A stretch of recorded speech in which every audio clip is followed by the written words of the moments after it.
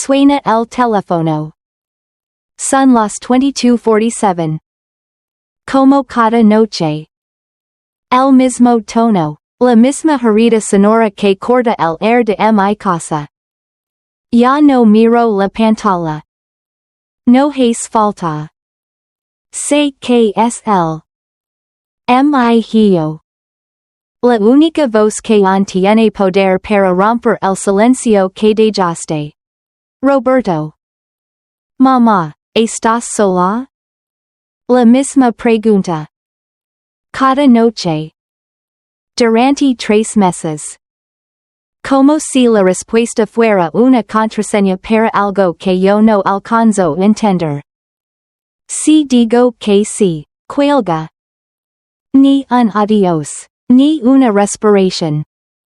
Solo ese clic seco que suena a juicio. Si digo que no, empieza a interrogar. ¿Con quién estás? ¿Quién te acompaña? Como si la casa fuera un cuartel y yo, una sospechosa. Como si él temiera algo que yo no veo. Esta noche mentí. No sé por qué. Quizás porque el silencio entre nosotros ya pesa más que la culpa. No, cariño, le dije, no estoy sola.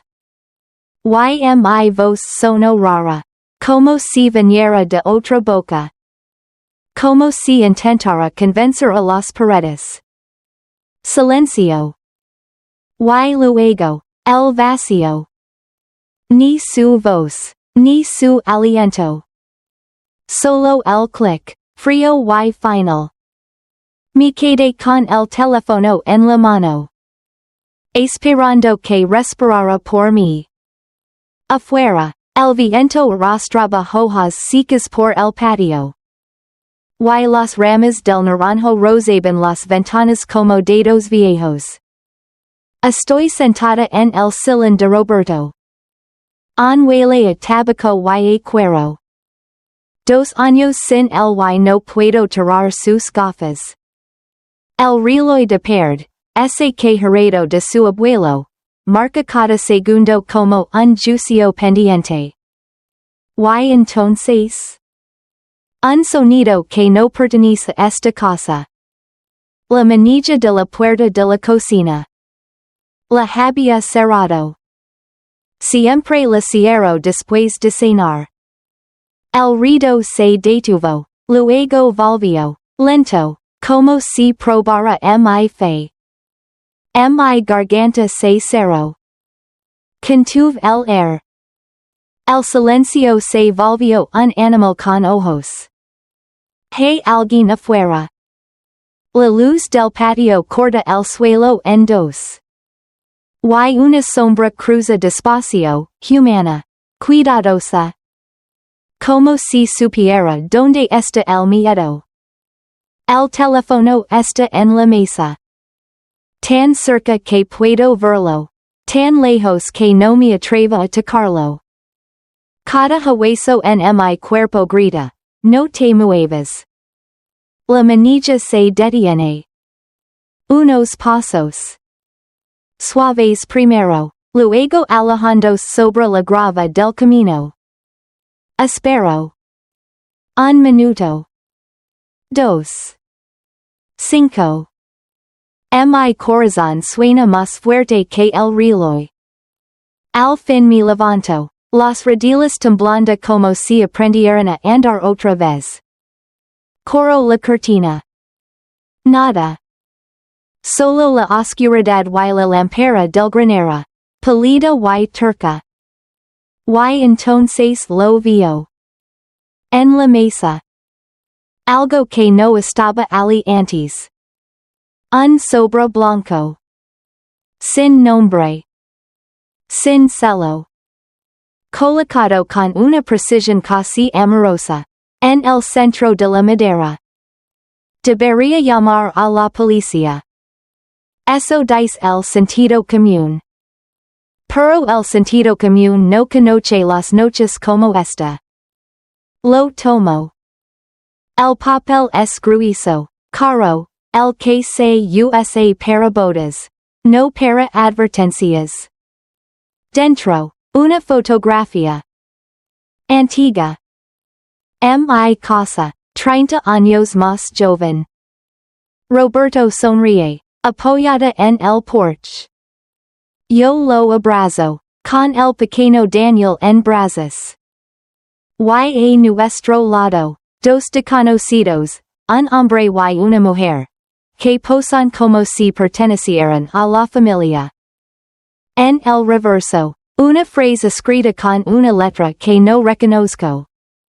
La Asociación, 1992. Algunas dudas nunca expiran. Se me secó la boca. Ese fue el año en que Roberto compró la finca. El año en que me dijo que un tío lejano nos había dejado una pequeña fortuna. Pero Roberto no tenía tíos. Era hijo único de hijos únicos. Le pregunté una vez, y solo sonrió. El viento cambió fuera. Una puerta lejana chirrió, quizás la del granera, quizás no. Y por primera vez en mucho tiempo. Entendí algo simple y terrible. La pequeña mentira que le dije a mi hijo esta noche, no estoy sola. Puede que me haya salvado la vida. No dormí.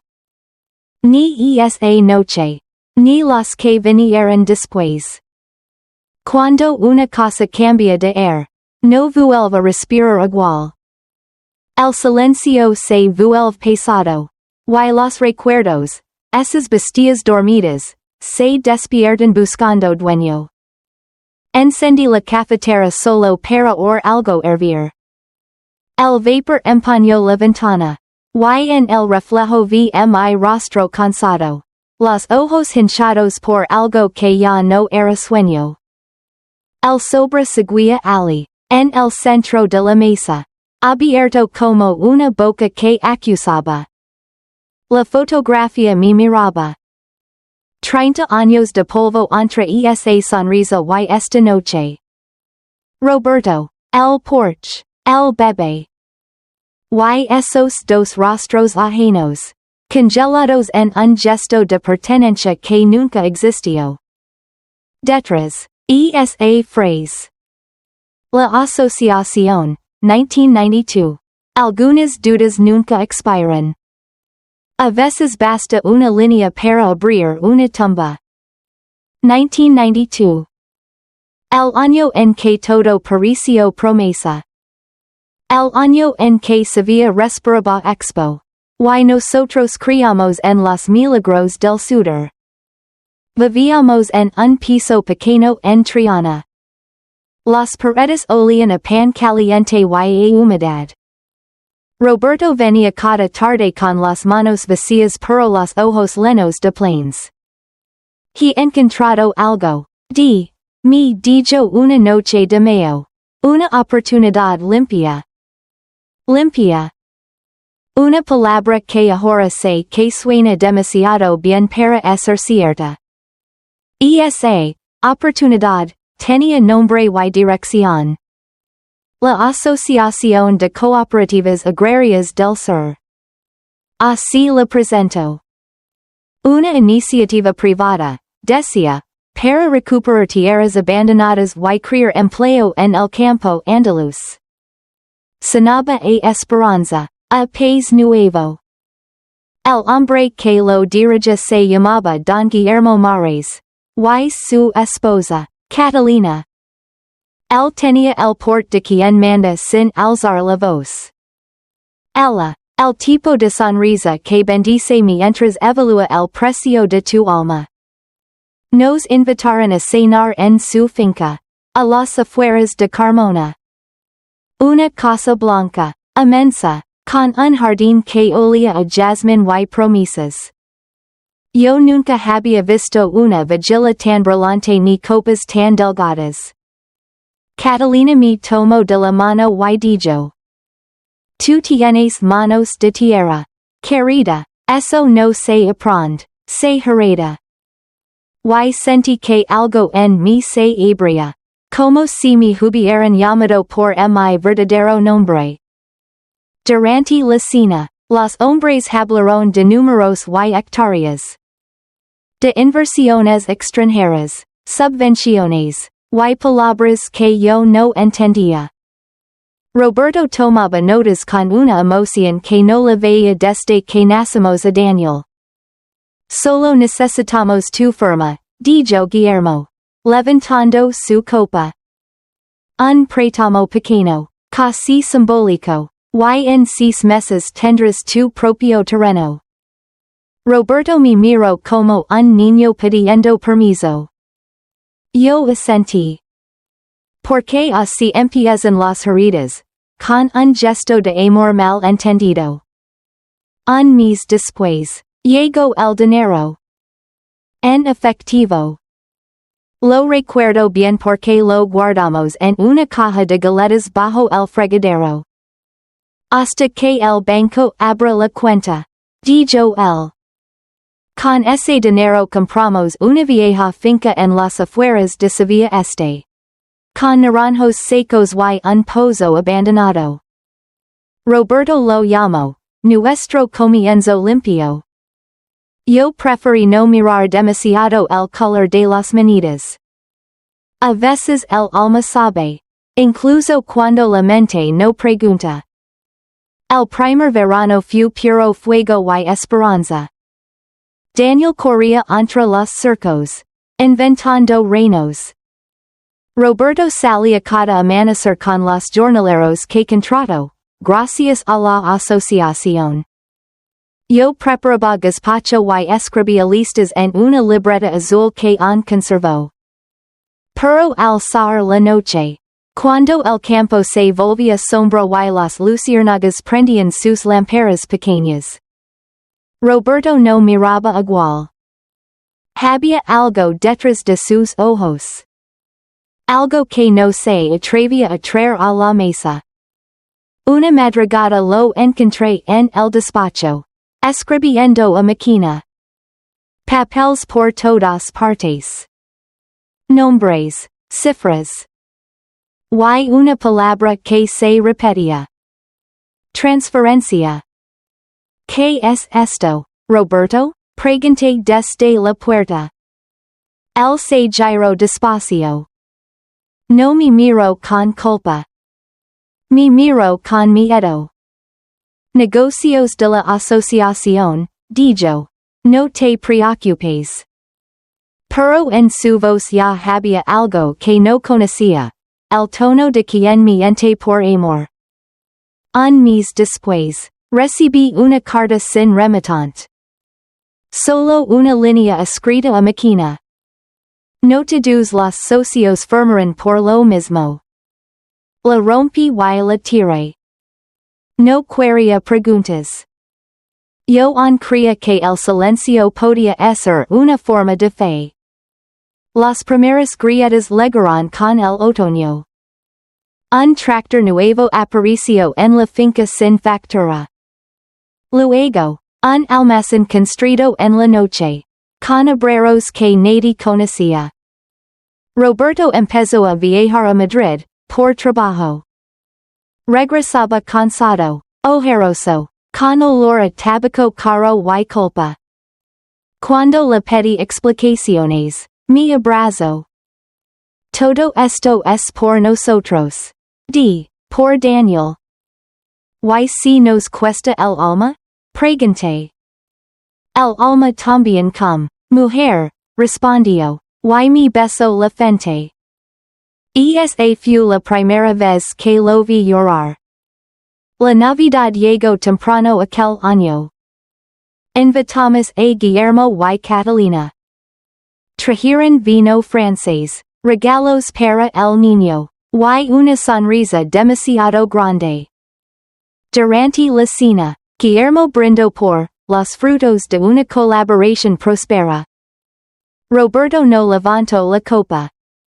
Solo apretó mi mano bajo la mesa, fuerte, como si quisiera decirme algo que no se atrevía a poner en palabras.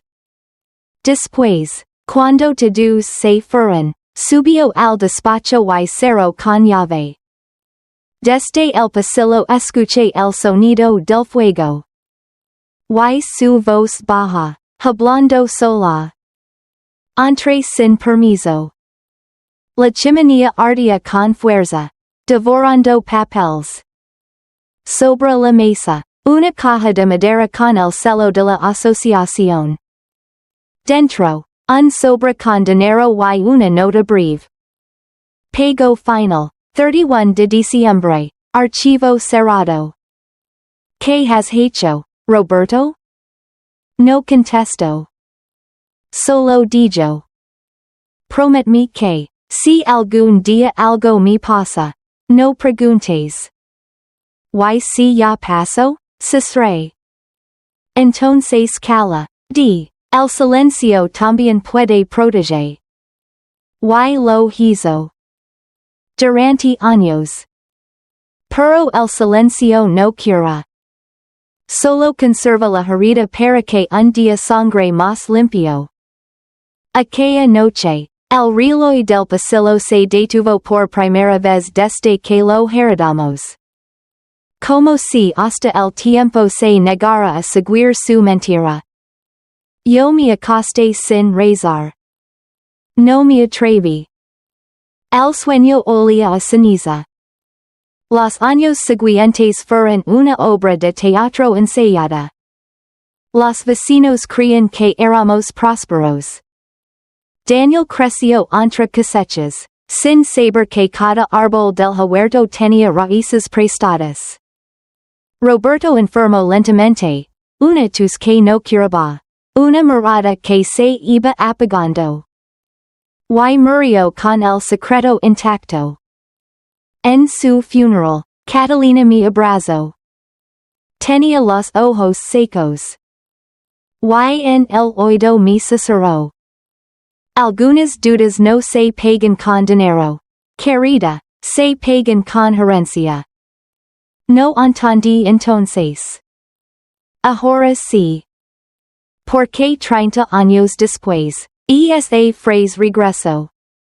Escrita en la foto. Sellada en el sobre. Esperando pacientemente a que el silencio perdiera su poder. El reloj volvió a latir esta noche. Exactamente a las 10:47. Y juró que por un segundo, entre el tic y el tac, escuché su voz, baja, cansada, arrepentida. Di, no estás sola. Y comprendí, con un temblor que no venía del frío, que algunas heridas no se cierran. Solo aprenden a hablar cuando ya nadie las interrumpe. La mañana siguiente amaneció con olor a polvo y café recalentado. El sobre aún estaba sobre la mesa, pero ya no me miraba. Ahora era yo quien lo observaba, con esa mezcla de miedo y obstinación que solo las madres viejas conocemos. Había pasado toda la noche leyendo los papeles que Roberto había guardado bajo llave. Recibos, contratos, un cuaderno con nombres escritos con su letra firme. Cada palabra era una grieta nueva en mi fe. A las 8, el teléfono volvió a sonar. No era Daniel. Era un número desconocido. La voz del otro lado sonaba nerviosa, joven. Doña Diana Morales, habla el diario de Sevilla. Estamos investigando los archivos de la Asociación Agraria del Sur.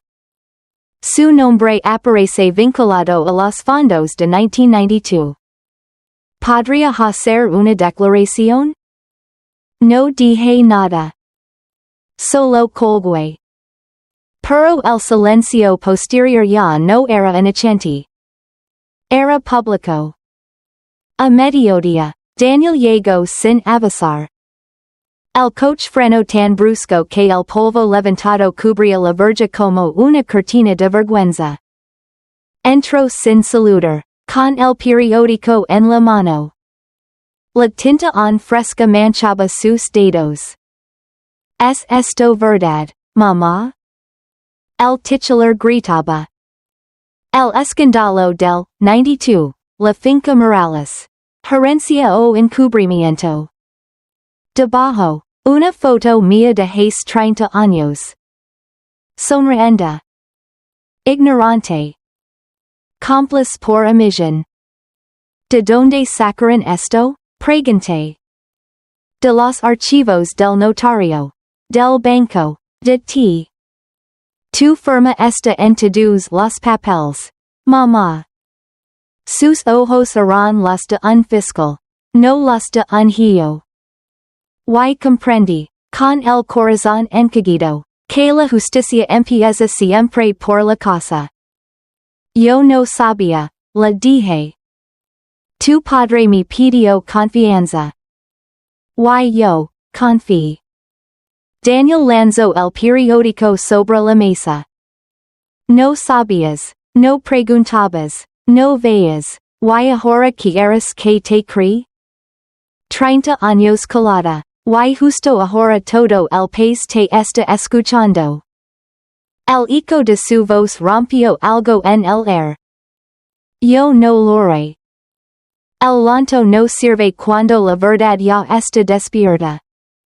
Por la tarde vinieron los reporteros. Micrófonos, cámaras, drones. Yo nunca supe que la vergüenza podía tener sonido. Preguntaban por Roberto, por la asociación, por las transferencias. Yo cerré las persianas. Pero los cristales no tapan el ruido del juicio cuando el tribunal está en la calle. Daniel salió a enfrentarlos. Mi madre no tiene nada que decir, gritó. Pero el gesto no era de protección, sino de defensa. Esa diferencia dual más que cualquier acusación. Esa noche cenamos sin hablar. Solo el reloj hacia su ronda. A las 10:47, como una burla, sonó el teléfono. Esta vez no era su voz. Era un abogado. Señora Morales, soy el Dr. Jiménez Cava. Represento al grupo inversor Mares y Asociados. Necesitamos su testimonio. Parece que su difunto esposo firmó un acuerdo de sociedad que afecta la propiedad actual. Habrá una audiencia preliminar esta semana. Usted está citada. Colgué sin responder. Daniel me miró desde el pasillo. ¿Qué era eso? Un abogado, respondí. De los que vienen a desenterrar lo que uno enterró con tanto cuidado.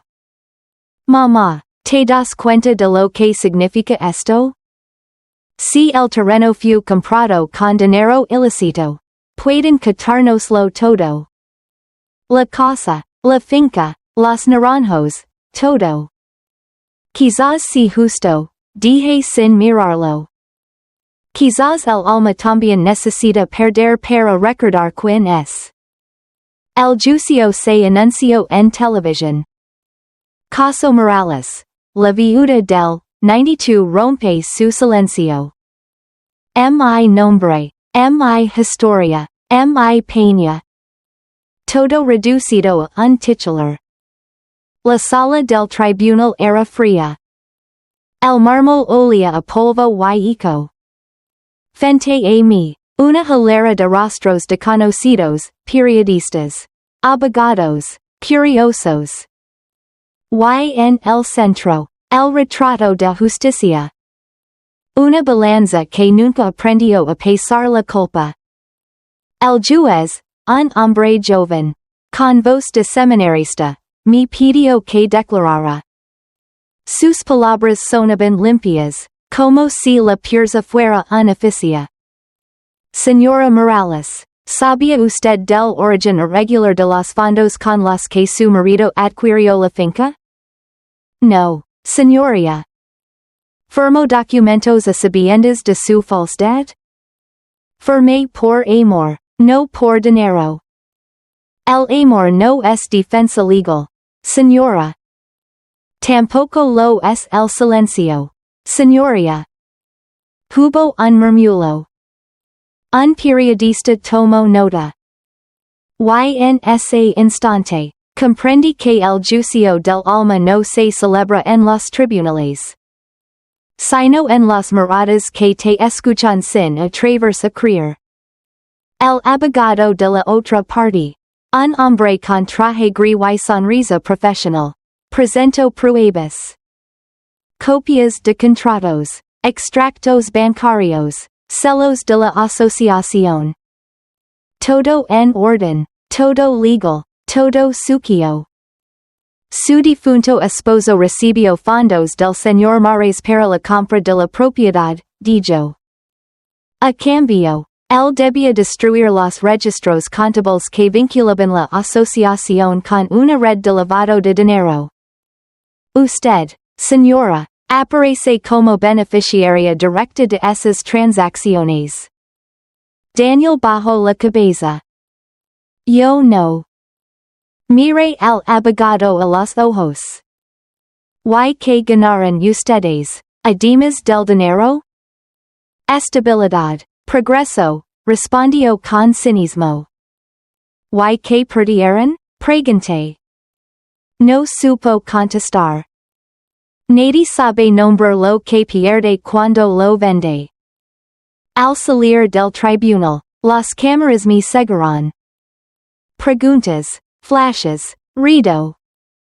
Pero entre las voces, una destacó. Una mujer mayor, desde el público. Yo trabajé para la asociación, gritó. Su marido nos prometió justicia. Y nos dejó sin trabajo ni pensión. La gente la miró, incómoda. Yo me acerqué despacio. La reconocí, Doña Carmen, una de las jornaleras de nuestra finca. Sus manos temblaban. Sus ojos no tenían la claridad del rencor limpio. Tiene razón, le dije. ¿Qué? Preguntó, sorprendida. Tiene razón, mi marido se equivocó. Y yo lo amé igual. Y por eso soy tan culpable como él. El silencio cayó pesado, pero por primera vez no dolía. Era un silencio justo. Esa noche, los periódicos publicaron una foto mía. Yo, de pie frente a la puerta del juzgado, la cabeza alta, los ojos húmedos. El titular decía. La viuda que habló. Daniel vino a casa con una expresión que no la conocía. Ni ira, ni orgullo. Solo humanidad. He leído tu declaración, dijo. No entiendo cómo puedes defenderle después de todo. No la defiendo, respondí. La humanizo. Y eso, yo, a veces duele más que juzgar. Se sentó frente a mí, con la mirada perdida. Mamá, yo también mentí. ¿A quién? A ti. Fui yo quien filtró los documentos al periódico. Quería saber la verdad. Quería que todo saliera a la luz. Me quedé quieta. El air pareció encogerse entre nosotros. Y luego, sin pensarlo, dije. Entonces has hecho lo que tu padre no se atrevió a hacer. No te culpo. Solo me duele que no confíes en que yo también sé caminar hacia la verdad. El segundo día de juicio fue distinto. Las cámaras seguían allí, pero yo ya no las temía. Declaró un testigo inesperado. Un notario jubilado que había trabajado con Mares. Su voz temblaba, pero sus palabras fueron cuchillos. El señor Mares falsificó documentos. Usó a los Morales como pantalla. El dinero no era suyo. Era de una red política. Roberto Morales fue la tapadera y la víctima. El murmullo en la sala fue como un temblor. Daniel me miró con ojos que pedían perdón sin saber cómo pronunciarlo. El juez golpeó con su mazo. Silencio. Entonces, el fiscal pidió una pausa. En ese instante, algo dentro de mí se aflojó. Como si el alma, después de años de aguantar la respiración, por fin exhalara. Por la tarde, una periodista joven, de esas que creen en la verdad, me esperó fuera. ¿Qué siente después de todo? Preguntó. Pensé un segundo. Y respondí despacio. Siento que la verdad no limpia, solo deja la herida visible. Y que la justicia sin amor es solo otra forma de venganza. La chica no supo qué anotar. A veces las palabras no caben en un titular. Esa noche, Daniel y yo cenamos en silencio otra vez. Pero ya no era el mismo silencio. Era un silencio lleno, denso, con esperanza en su centro. Mamá, dijo, rompiéndolo por fin, si esto termina bien, ¿qué harás? No lo sé, contesté. Quizás empieces por pedir perdón. Aunque nadie me lo pida a mí. Fuera, el reloj volvió a sonar. 10:47. La hora exacta en que comenzó todo. El teléfono no sonó. No hizo falta. A veces el alma ya no necesita testigos. Solo verdad. Aquella noche dormí con la ventana abierta. El aire olía a azahar y ceniza. Y mientras el sueño me vencía, escuché algo que no era el viento. La voz de Roberto. Baja, Siria. Como si hablara desde algún lugar donde el tiempo no acusa. Gracias, di. Por decir lo que yo no pude. Abrí los ojos. El reloj seguía latiendo. Y por primera vez, no me asustó el sonido. Porque hay heridas que nunca cierran, sí. Pero hay verdades que, cuando se pronuncian, enseñan al alma a respirar otra vez. El amanecer llegó antes que el perdón. Y el perdón, tardó más que la verdad. A veces, los días más claros nacen con el alma ensucia. Aquella mañana, Sevilla olía a papel recién impreso. Los kioscos mostraban mi rostro, otra vez. Pero esta vez, el titular había cambiado. De culpable a testigo clave. Daniel no dijo nada al traer el periódico. Lo dejó sobre la mesa, junto a mi taza de café. Y se quedó mirándome como si no supiera si abrazarme o pedirme perdón. Mamá, dijo al fin, han citado otra audiencia. El juez ha aceptado revisar el caso con nuevas pruebas. Y quieren que vuelvas a declarar, esta vez con abogado. Asentí, despacio. Mi voz no estaba lista para los días en mayúsculas. Entonces que si un abogado con alma, no con hambre, dije. Él sonrió apenas. He encontrado a alguien. Un hombre que trabajó para el ministerio, retirado ahora. Dice que cree en la justicia lenta, la que no necesita ruido. A los 10 en punto. Llego a casa un coche gris. Viejo. Limpio. De el bajo un hombre delgado. Con traje claro y mirada de juez cansado. Don Mateo Vidal. Trae consigo una carpeta gastada. Una pluma y un air de verdad sin maquillaje. Señora Morales, dijo inclinandos. Su historia ha sido distorsionada. Pero en este tiempo de recuperar algo más que su reputación. Su nombre. Su voz no promete milagros. Y quizá por eso la cree. Nos sentamos en la sala. La luz de Sevilla entraba ciscada, como si también quisiera escuchar. Mateo abrió la carpeta y comenzó a leer. Cartas, informes, testimonios de antiguos empleados de la asociación. Nombres que reconocí, fechas que dolían. Aquí está la clave, dijo. Su marido firmó un documento el 3 de diciembre del 92. Cediendo el 40% de la finca a la Fundación Mares. Pero el registro nunca se completó porque faltaba su firma. Señora. ¿La mía? Pregunté. Sí. Por eso, legalmente, usted sigue siendo la única propietaria. Y eso cambia todo. Daniel apretó los puños. Entonces el terreno es de mi madre?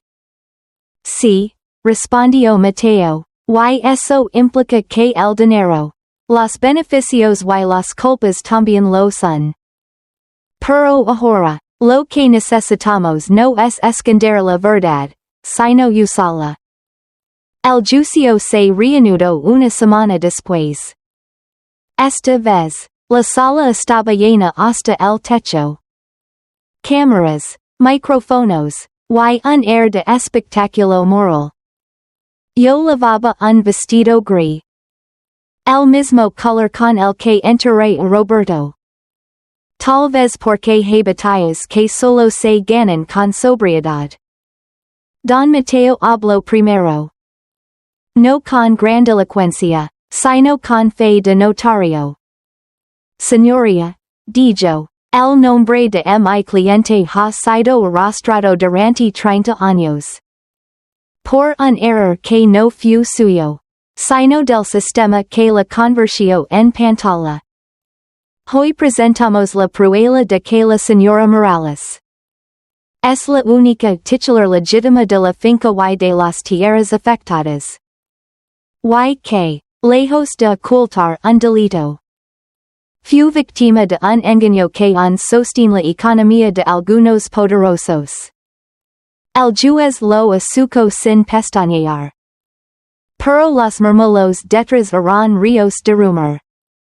Yo respiré hondo. El air olía a yeso y miedo. Cuando me llamaron al estrado, todo el ruido se caló. Caminé despacio. Como quien sube al altar sabiendo que no habrá misa después. El juez me preguntó lo de siempre. Si juraba decir la verdad. Yo asentí, y por dentro pensé, por fin, solo eso. Hablé. No como acusada ni como víctima. Sino como testigo de lo que el silencio es cuando se le da poder. Mi marido creo que estaba haciendo lo correcto, dije. Quiso salvarnos de la pobreza. Pero terminó construyendo una cárcel con muros de oro. Y yo viví dentro sin darme cuenta. Un periodista anotó cada palabra. Que lo haga, pensé. La historia solo cura cuando alguien la escribe con respeto. El abogado de Mares se levantó. ¿Pretende usted, señora, que el tribunal cree que ignoró durante 30 años la procedencia del dinero con el que vivió cómodamente? No lo pretendo, Respondí. Solo digo la verdad. Y si no me cree, mirar mis manos. Ninguna joya sobrevive a la vergüenza. El juez contuvo una sonrisa leve. Mateo asintió, orgulloso, sin decir nada. En ese gesto aprendí que la defensa más fuerte es la que no necesita volumen. Fuera, el mundo ruge. La prensa, los reads, la gente con opiniones repetidas. Pero dentro, en mi pecho, algo se aquietaba. Daniel se acercó durante el receso. Mamá, hoy hablaste diferente. Es que ya no tengo miedo de perder. Yo. Porque cuando una mujer dice la verdad, ya ha ganado lo suficiente. A mitad del día, el juez anunció una sorpresa. Nueva prueba presentada por la defensa. Mateo me miró, dudando, luego sacó una hoja amarillenta. Es una carta, dijo. Encontrada entre los documentos antiguos del banco. Firmada por Roberto Morales. El juez lo autorizó a leerla. Su voz bajó un tono, como quien lee una oración. Si algún día la justicia llega a mi puerta. Y mi mujer debe elegir entre mi memoria y su libertad. Que elija su nombre. Porque mi pecado fue mancharlo. Y su deber será limpiarlo. Nadie respiró durante varios segundos. Ni el juez, ni los periodistas, ni yo. Solo el papel temblaba. Como si en la doliera ser verdad. El veredicto llegó una semana después. El tribunal reconoció que había irregularidades. Pero que yo no era responsable penal. La finca quedaba libre de embargo. Y mi nombre, limpio en los registros. El juez cerró el expediente y dijo. La verdad no borra el pasado, pero puede redimir el presente. Salga a vivir, señora Morales. Salí del juzgado sin lágrimas. El sol me dio en la cara como una bendición tardía. Daniel me esperaba fuera. Tenía los ojos húmedos. Pero no de vergüenza. Sino de algo que se parecía al orgullo.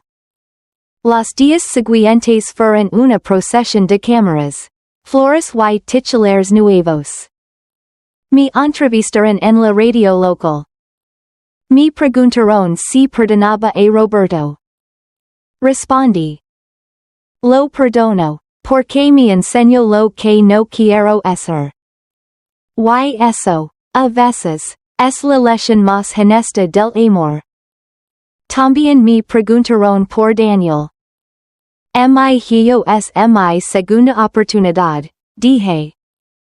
Los hijos a veces destruyen para entender. Y las madres perdonan para reconstruir. Una tarde, mientras el sol caía sobre los naranjos. Don Mateo regresó con una caja de archivo. Esto es suyo, dijo. Lo encontré en el registro civil. Antiguas escrituras, contratos, y algo más. Dentro había un sobre con mi nombre. Escrito con la letra de Roberto. Lo abrí. Solo una frase, escrita a mano. Recupera tu nombre, yo ya lo perdí.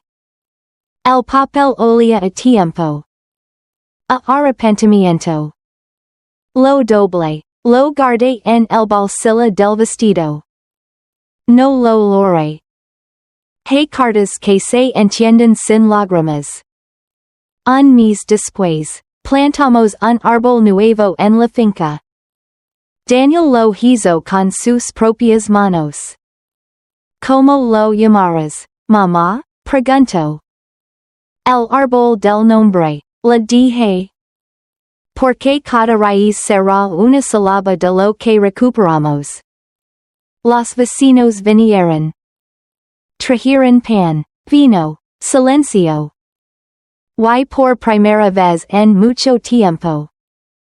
Nadie habló de culpa, sino de cosecha. Aquella noche escribí en mi diario. Hoy recuperé mi nombre. Pero más que eso, recuperé el derecho a pronunciarlo sin miedo. Miré el reloj. 10:47. La misma hora de siempre. El teléfono sonó. Por primera vez, contesté sin temblar. Mamá, dijo la voz de Daniel. Sí, hijo. Solo quería irte. Y yo, escucharte, respondí. Silencio. De esos que no pesan, sino que acarician. De fondo, el viento entre los naranjos. Y en mi pecho.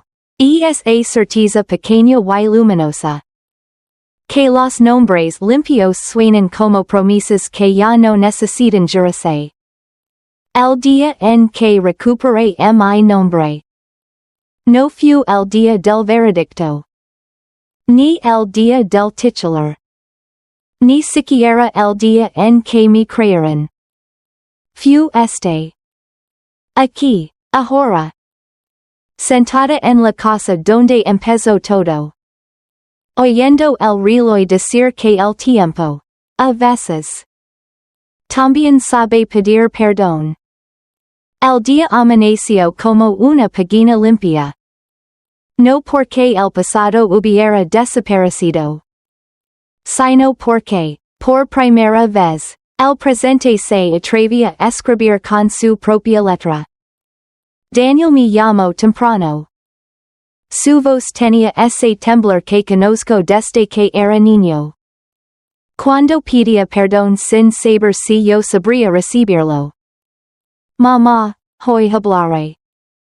¿Dónde? En la plaza del Arenal.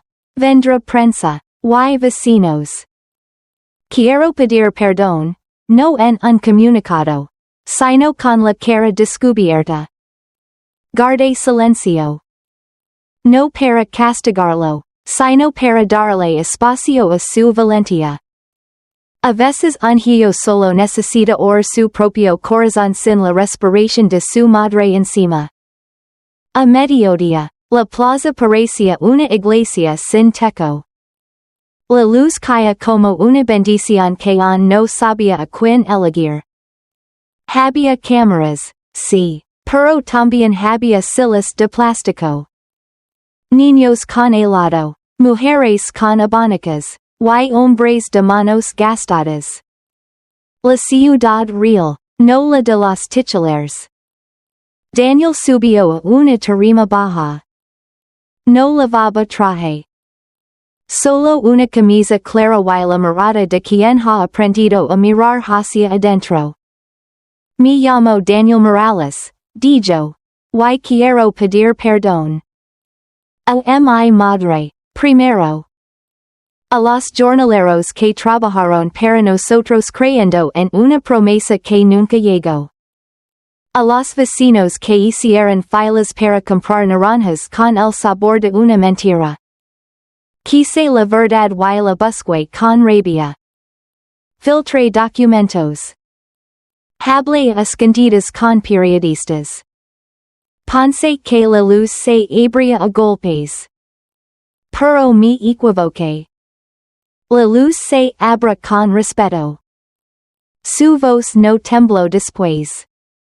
Los aplausos no fueron estruendosos. Fueron honestos. Como un pan partido en la mesa. Yo no me acerqué. No necesitaba abrazarlo para que supiera que lo estaba haciendo. Las madres tenemos otra forma de presencia. La que sostiene sin salir en la foto.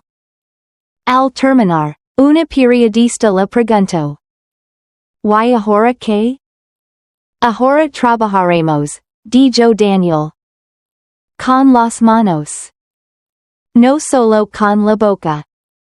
Por la tarde, reuní a 5 mujeres y 4 hombres en la cocina de la finca. Vecinas, ex-jornaleros, una maestra jubilada, un sacerdote con manos de tierra. Les hablé de un fondo. No de una campaña, no de un gesto para la prensa. De un compromiso. Se llamará finca de la verdad, dije. No para limpiar culpas, sino para sembrar futuro. Becas para hijos de jornaleros. Capital semilla para cooperativas pequeñas. Un consultorio legal gratuito para trabajadores del campo. Si la tierra fue manchada por el silencio. Será la tierra quien nos ayude a hablar claro. Doña Carmen, la mujer que me gritó a la salida del juzgado, me miró fijo. No con dulzura, con justicia. ¿Y quién administrará? Preguntó. Ustedes, respondí.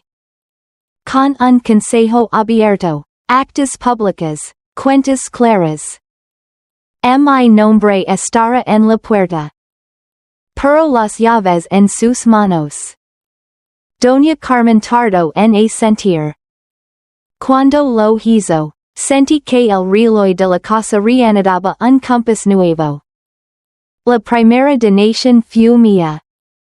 Vendí el tractor sin factura que un día llegó de la nada. Y el viejo coche que guardaba olor a Roberto y a tabaco caro. Luego, Daniel aportó su sueldo de 3 meses. El sacerdote trajo un sobre discreto. Para becas, susurró. Para que un niño que no conozco aprenda a leer el mundo sin tener que vender su nombre. Esa noche imprimimos el acta fundacional. No olía a incenso, olía a tinta barata. La sostuve en las manos como quien sostiene un bautismo laico. Las llamadas de prensa volvieron. Pero ahora no preguntaban por la culpa. Sino por las como. ¿Cómo garantizan la transparencia? Con luz, dije. Cuentas abiertas, reuniones públicas, comisiones rotativas, informes trimestrales. ¿Cómo reparan 30 años? No se reparan. Se inicia una cadena de actos que no se detenga. ¿Cómo perdona usted a su marido? Haciendo lo que él no supo hacer. Poner el nombre por encima del dinero. El trabajo por encima de la apariencia. La mirada por encima del silencio. La radio local me invitó al programa de la tarde. Hablé despacio, sin música épica. Al terminar, el locutor dijo. Señora Morales, hoy Sevilla la escucha distinta. No me escuchan a mí, respondí, escuchan la tierra. La tierra sabe quién trabaja y quién se esconde. Una semana más tarde, el diario de Sevilla publicó en portada. Rectificación. La viuda Morales no fue autora ni cómplice. Dentro, 3 páginas con documentos, fechas, nombres. No pedí esa rectificación. La verdad la trajo. Daniel compró 3 ejemplares y los dejó sobre el aparador. Yo no los enmarqué. No hacen falta cuadros cuando una casa vuelve a respirar. La finca de la verdad abrió sus puertas un domingo. Hicimos una mesa larga con manteles de cuadros. Hubo tortillas, pan, aceitunas, vino joven y manos antiguas. Los niños corrieron entre naranjos. Los hombres cantaron chistes malos. Las mujeres rieron sin pedir permiso. Limos los nombres de los primeros pecados. Lucía, hija de un temporero. Manuel, que quiere estudiar peritaje agrario. Sofía, que sueña con ser abogada laboralista. Cada nombre, una raíz nueva. Doña Carmen tomó la palabra. No vine a aplaudir a nadie, dijo. Vine a trabajar. Si esta finca vuelve a ser nuestra. Que se note en la escuela, en el consultorio, en la mesa. Empezamos mañana. Aplaudamos. No por ella, por nosotros. Esa noche, cuando el bullicio se hizo ropa tendida. Me quedé sola en la cocina. La casa olía a pan y a naranja. El reloj marcó las 10:47. No sonó el teléfono. Pero en la mesa, junto al jarrón de azahares. Había otro sobre. Blanco. Sin celo. Con mi nombre, Diana, escrito con una letra que conocía de memoria. La de Roberto. El corazón no me pidió permiso. Lo abrí. Dentro, dos cosas. Un pendrive y una carta. La carta olía a humo antiguo. D. Si estás leyendo esto, significa que la verdad ya no depende de mí. Guarde silencio para protegerte, y te hice daño. Ahora te toca elegir. En el pendrive están los diarios que escribí desde 1992 hasta el día en que supe que mi tiempo se acababa. No son confesiones, son mapas. Encontrarás nombres que hoy pretenden no haber existido. Y una decisión que tomé sin consultarte. Cedí temporalmente nuestro apellido a un fondo que no era nuestro. Lo hice para salvar la finca cuando nos apretaron. Lo sé, fue vender el que respirábamos. No me perdones por lo que hice. Perdóname por no haber confiado en tu fuerza para enfrentar lo que venía. Me quedé quieta. El papel pasaba más que la madera. Ceder el apellido. No la tierra, no el dinero, el apellido. El nombre que acababa de recuperar. Encendí el ordenador viejo del despacho. Metí el pendrive. Carpetas por años. 1992, 1993, 1994. Abrí la primera. Archivos de texto con fechas y lugares. Sevilla. Carmona, Madrid. Nombraba a mares, sí. Pero también un apellido que no había escuchado desde la expo. Almenara. En 1993, un tal fondo Almenara había, garantizado, la continuidad de varias fincas en el sur a cambio de, una señal de confianza. Ceder temporalmente la firma y los apellidos en determinados contratos para, blindar responsabilidades. Una ingeniería oscura, legal en los papeles, inmoral en el air. Cedimos el apellido, había escrito Roberto. Comprendí de golpe por que la foto de aquel sobre decía. Algunas dudas no expiran. No hablaban del dinero. Hablaban del nombre. Me miré en el reflejo de la ventana. La mujer de 65 años que me devolvía la mirada no era la misma que entró al juzgado. Tampoco era la de 1992. Era una mujer con un nombre recuperado, y un en riesgo.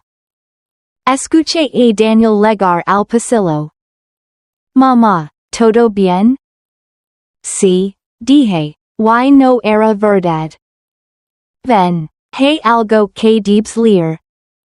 Nos sentamos frente a la pantalla. Le mostré la carta. Le pasé el pendrive. El leo en silencio, con los dientes apretados, como si masticara una piedra. ¿Qué significa, ceder el apellido? Preguntó al fin. Que nuestra firma pudo servir para blindar negocios de otros. Aunque no pisan nuestra tierra. Que el apellido Morales puede estar en papeles que no conocemos. Que el juicio legal terminó, y empieza el juicio del nombre. Daniel respiró hondo. Yo también. No era miedo. Era claridad. ¿Qué harás, mamá? Lo mismo que hoy, respondí. Luz. Llamaremos a Don Mateo. Publicaremos esto. No para acusar. Para separar nuestro apellido de lo que no es nuestro. Daniel me tomó la mano. ¿Y si vuelve la tormenta? Esta vez nos encontrará trabajando, dije. Y todos dirán nuestro nombre en voz alta. No para venderlo, sino para sostenerlo. Esa noche escribí otra vez en el diario. No un poema, no una reflexión. Un plan. 1. Adoptar el apellido. 2. Publicar el archivo de Roberto con nombres tachados donde haya inocentes. 3. Reunir a los vecinos, explicarles que la finca seguirá abierta aunque haya ruido. 4. Crear una cláusula de apellido. Ningún contrato, beca o compra de la finca de la verdad podrá firmar si mancia un nombre. 5. Preparar a los becados para la verdad. Enseñarles que el honor no es un adorno, es una herramienta. Cerré el cuaderno. El reloj marcó las 1:02. Más tarde de lo habitual. Quizá el tiempo, por fin, se permite llegar tarde a su propia cita. Salí al patio. La noche olía a naranja y a promesa. Le hablé a la oscuridad como quien reza sin liturgia. Roberto, tu carta ha llegado tarde. Pero no demasiado tarde. Volví a la cocina. Dejé el pendrive dentro de la caja de la finca de la verdad. No para esconderlo. Para custodiarlo. Apagué la luz. Y en la penumbra, entendí el verdadero nombre de lo que estábamos haciendo. No era caridad. Era redención. No para volver a ser quienes fuimos. Sino para ser, por fin, quienes dijimos que éramos. A la mañana siguiente, antes de que pudiera llamar a Don Mateo. Recibí un correo electrónico sin remitente. Solo un asunto. Almenara nunca duerme. Dentro, una frase y un archivo adjunto. Si publican los diarios, no perderán la finca. Perderán el apellido. Abrí el adjunto. Era una copia digital de un contrato. Año 1994. Cláusula cuarta. Custodia nominal por garantía moral. Firmas. La de Roberto. Y debajo, en trazo fino, inclinado. Una firma que reconocí demasiado bien. Aunque nunca la vi en papel oficial. La mía. Me quedé de pie, con el café enfriándose. Escuchando como la casa volvía a guardar la respiración. Recordé una noche de invierno. Una cena con Guillermo y Catalina. Un brindis fuera de hora. Un papel que firmé, para acelerar trámites. Una broma de Roberto. Tu letra es más bonita que la mía. Un beso en la frente. Y la vida siguió. Daniel entró en la cocina. ¿Qué pasa, mamá? Le enseñé la pantalla. Mi firma, negra como una duda. El nombre estaba limpio. Pero el trazo no era mío. Respiré hondo. No lloré. La redención no es solo luz. También es sombra asumida. Yo, dije, hoy aprenderemos una lección más. La verdad repara, incluso cuando empieza por nosotros. El amanecer de Sevilla no pide permiso. Llega con los ojos llenos de luz y la voz del río que perdona sin palabras. Hoy, por primera vez en muchos años, abrí las ventanas antes del reloj. El aire entró limpio, sin historia. La finca dormía. Solo los naranjos respiraban, y un gallo perdido marchaba la hora sin saber que ya era tarde para el pasado. Me preparé un café y salí al patio, con la bata y el silencio como abrigo. La silla blanca seguía allí. Vieja, de madera, con las huellas del sol en la pintura. La puse frente al amanecer, como cada vez que necesito entender algo que no tiene nombre. Me senté. La tierra aún guardaba el frío de la noche. Cerré los ojos. Por dentro, aún veía la pantalla con mi firma. Negra, clara, irrefutable. Sí, Roberto, Cesare. Esa noche firme. Y ni tú ni yo lo entendimos.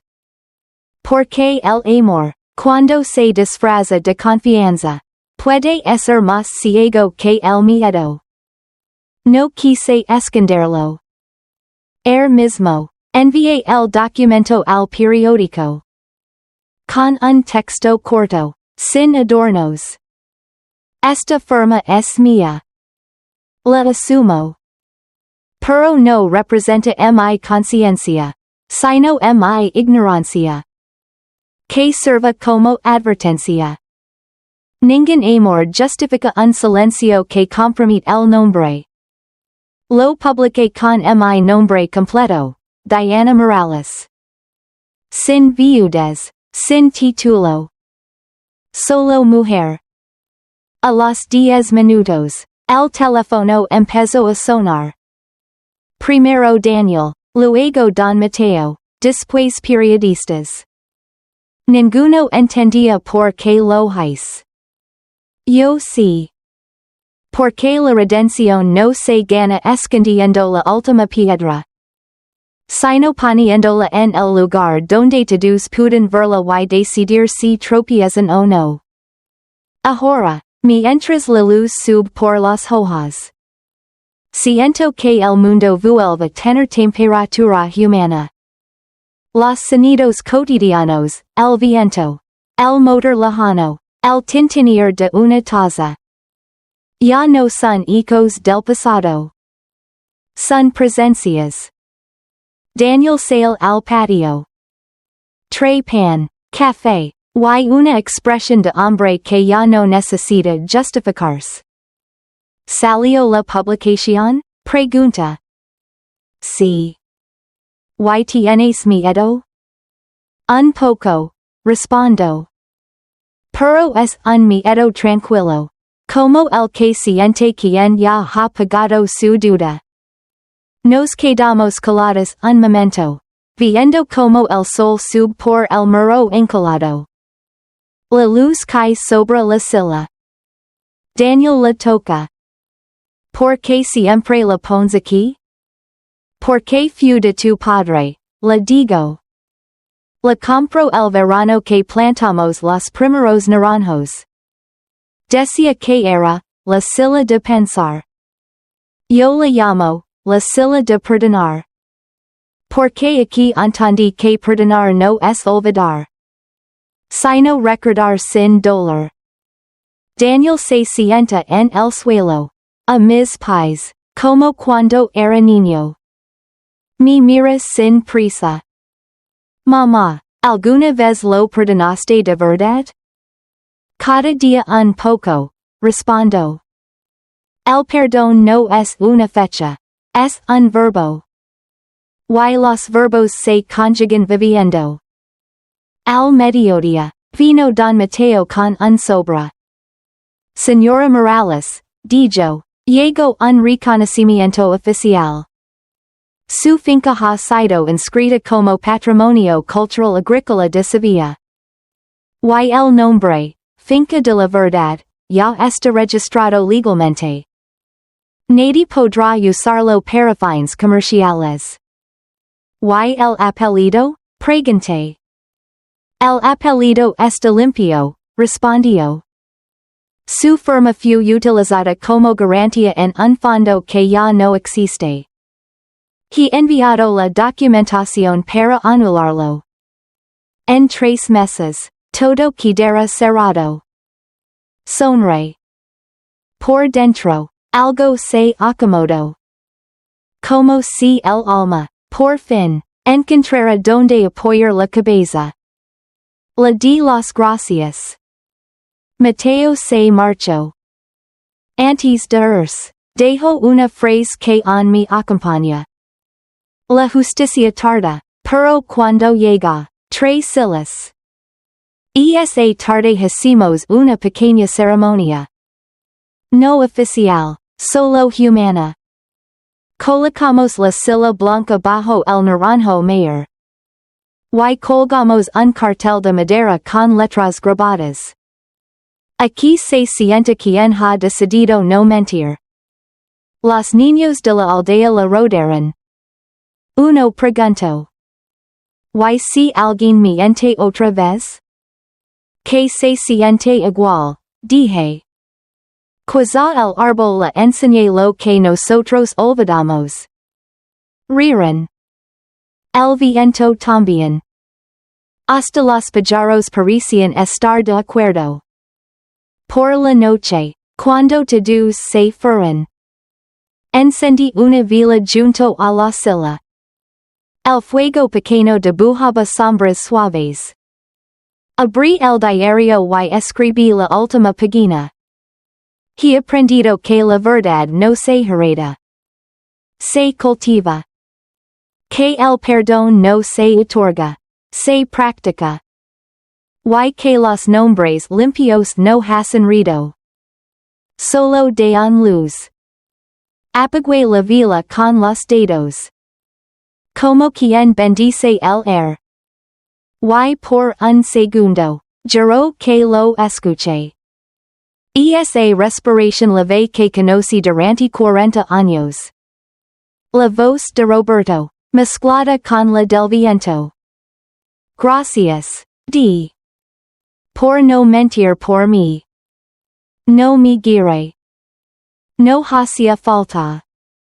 El amor, cuando madura, ya no necesita presencia. Solo coherencia. Ahora escribo estas líneas con la puerta abierta. El amanecer vuelve, como una cita que el alma no quiere perder. La silla blanca sigue ahí. Esperando la próxima historia. El próximo nombre que busca limpiarse de polvo. Yo, por mi parte, ya no tengo miedo del ruido ni del silencio. He comprendido que la vida no nos absuelve. Nos invita a empezar de nuevo. Miro el horizonte. El sol sube lento sobre Sevilla. El río brilla como una herida que ya no duele. Y en el aire. Una certeza pequeña, humilde. Como un hilo dorado entre las ramas. He perdonado. Y al hacerlo, me he recordado.